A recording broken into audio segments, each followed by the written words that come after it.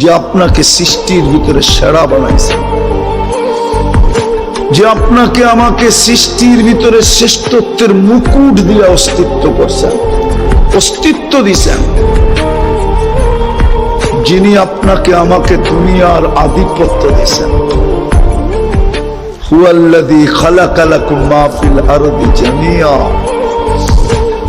যিনি সমগ্র সৃষ্টিকে আপনার আমার সেবক বানাইছেন। কি বানাইছেন? সেবক বুঝেন তো? সেবাকারী। আমি শের জায়গায় পড়ায় চলে আসছি, আর লম্বা বেশিক্ষণ হবে না, খুব মনোযোগ।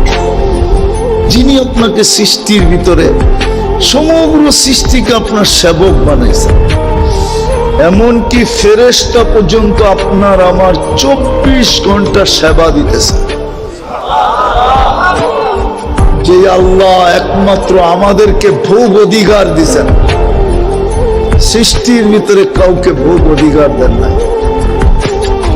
সৃষ্টির ভিতরে যে আল্লাহ আমাদেরকে শব্দে শব্দে প্রতিদান দিছেন, আমরা উচ্চারণ করতে দেরি, প্রতিদান লিখতে দেরি করেন না। মনে উঠলো এই জন্য বলতেছি, একটা দোয়া আছে, কেউ যদি উচ্চারণ করে পড়ে,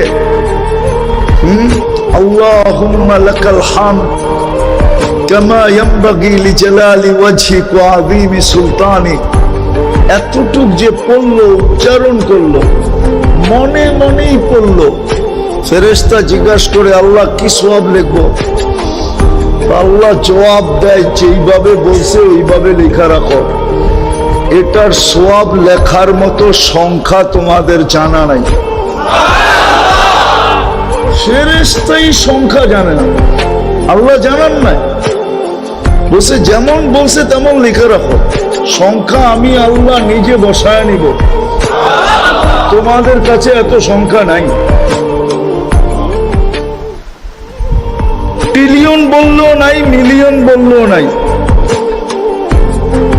আরব বললেও নাই, খরব বললেও নাই, নাই আমাদের কাছে এই সংখ্যা। আমাদের কাছে এই সংখ্যা নাই, আমাদের কাছে এই সংখ্যা নাই। এই সংখ্যা আল্লাহ আমাদের কাছে দেন নাই। তো কথাকে গুছায় ফেলতেছি তাড়াতাড়ি।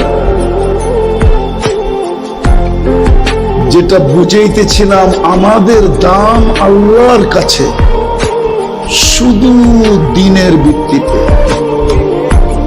কিছু সম্পর্কের ভিত্তিতে, দুনিয়ার কোন সম্পর্কের ভিত্তিতে না, কিছু নির্দিষ্ট সম্পর্কের ভিত্তিতে, দিনের ভিত্তিতে, আর কিছু নির্দিষ্ট সম্পর্কের ভিত্তিতে।